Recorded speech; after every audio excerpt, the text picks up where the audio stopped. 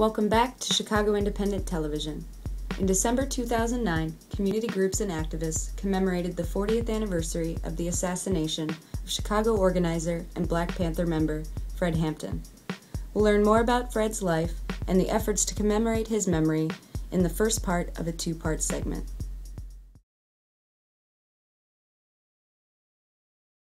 He was assassinated, and the police officer who did that assassination then walked away from it and said to other people, Bobby Rush is next.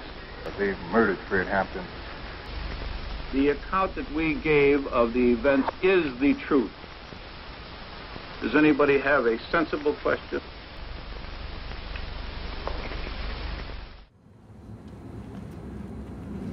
Y'all know where we at. This is one of our ground zeros. This is where one of the most brutal acts of terrorism that occurred on U.S. soil happened at right here, man. When I heard Chairman Fred speak for the first time, I was touched. I say, this black man talking about, he was calling up the injustices on police brutality, you know what I'm saying, and injustice in the community. And when I heard him speak with that force and authority, I said, this a real black man here. I got to be a part of this here. The state smell this, man. They smell this fervor, this sentiment where people exhausted all remedies. In other words, they went through all your great white hopes. They done been through your Manchurian candidates, and they started to say, I'm still going to jail. I'm still getting locked up. You know what I'm saying? You got to understand it, man. People are coming to grips to understand we ain't got no other choice but to struggle. There's a lot of work out here to do. Don't wait on nobody. Do what you have to do to make our community, all our respected communities, a better community. Okay? So I'm gonna go get this food. All power to the people. All the people. Every day for us is September 11 in our communities, man. And we have to understand what Asana Shakur, what she said, man, we're being oppressed. You gotta constantly remind yourself to be able to distinguish what's normal and what's abnormal. After a while, we started thinking it's cool or normal for police to put us on and pull our clothes down in the freezing cold to a strip search. Right. You know what I'm saying? We started thinking it's normal to get pulled over 3-4 times a day. Police kicking through our doors, man, toward a war drum.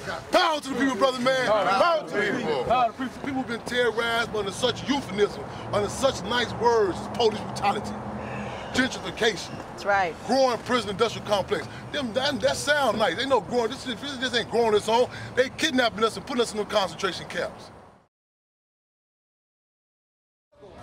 I'm Andy Thayer, and you're watching Chicago Independent Television. I see the soul of a nation. Must be true 'cause I've seen it on TV.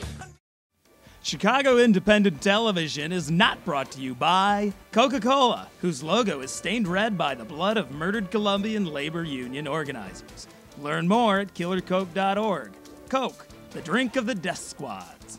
Nor by McDonald's, environmental destruction, unhealthy food, low wages, and repressed labor rights, and lawsuits against people who talk about it. Learn more at mclibel.org. McDonald's, I'm not loving it. Does AT&T hate freedom? Let's find out. Well, AT&T censored Pearl Jam, who criticized George W. Bush in an AT&T broadcast of Lollapalooza. So yes. There you have it. Clear evidence that AT&T hates freedom. Help protect internet freedom. Visit these websites to learn more and get involved. AT&T, your world, delivered for a price.